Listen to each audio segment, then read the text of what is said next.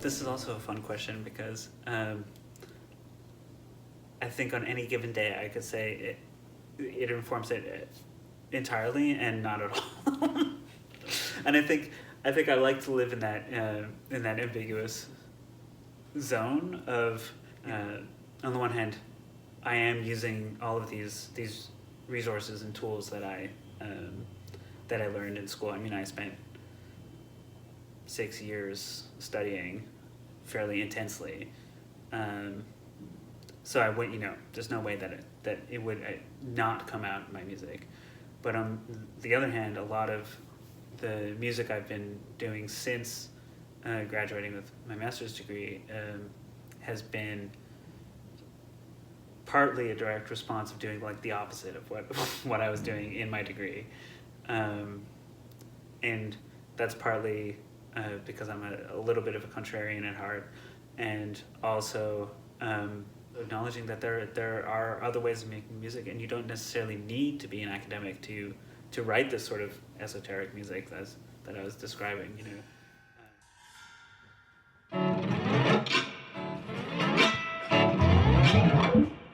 This is gonna feel like the most mundane advice, but my teacher in my master's, one of the things that he, like when we first sat down to in private lessons,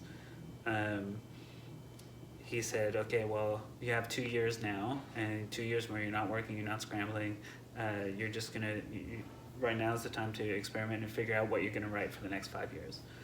And that was amazing, amazing advice to just have like,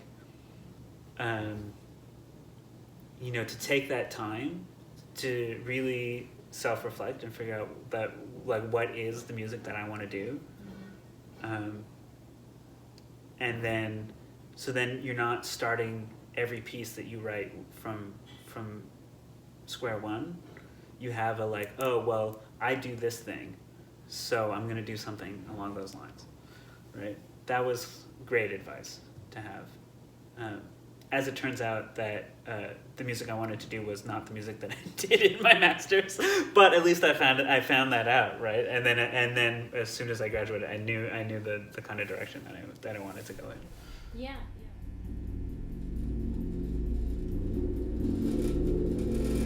There are so many composers, and to have something that you do really well, and to know that about yourself, and then to tell other people that you do it.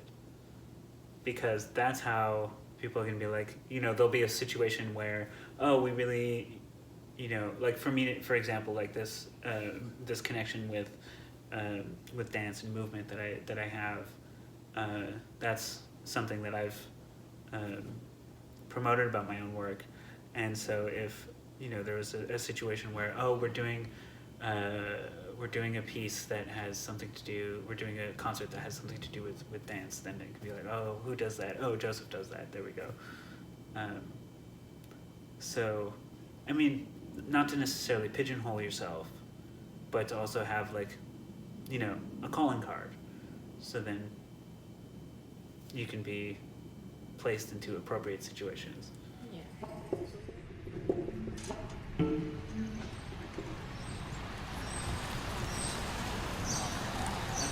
Mainly what I use that background for is to think about performance, and about performance as choreography. So that's the thing that really interests me, and so it presents itself more as like sort of theatrical things, and also thinking about the physical space that the performers are in. All of the stuff that, is like very salient for like dancers and theater artists that I feel like often in music we take for granted.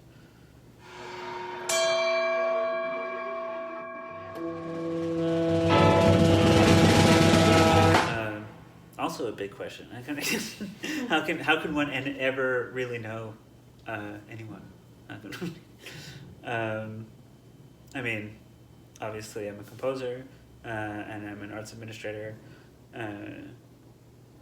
the director of the Ontario region of the Canadian Music Centre. I grew up in the Jewish community in Montreal, and I've lived in Montreal, in Vancouver, and most recently in Toronto, or currently in Toronto. And I feel connected to all three scenes in various ways. Obviously, I'm pretty embedded here right now, but as a composer, my practice is really centered around the physical and physicality. I'm interested in this, this trichotomy of composer, performer, and audience. And I find that when we talk about those three things, we often overlook or take for granted that middle component of the performer. And so I tend to focus most of my energy there, and to think about the performance itself as the real thing. And so oftentimes what I'm doing in my composition practice is thinking about a physical sensation, a physical action, and then translating that into a sound or some kind of notation that conveys that action. And in that way, my pieces can end up a little theatrical, but I'm not. I'm not really necessarily interested so much in having turning performers into actors, but more bringing out the drama in the way that they relate to their instruments and to each other. That's that. I write a lot for opera too. That's the other thing. Yeah. But I mean, and it sort of goes hand in hand, because on the one hand, I'm searching for these theater moments in a sort of non-theater environment, and on the other hand, I am working in an explicitly theater environment, and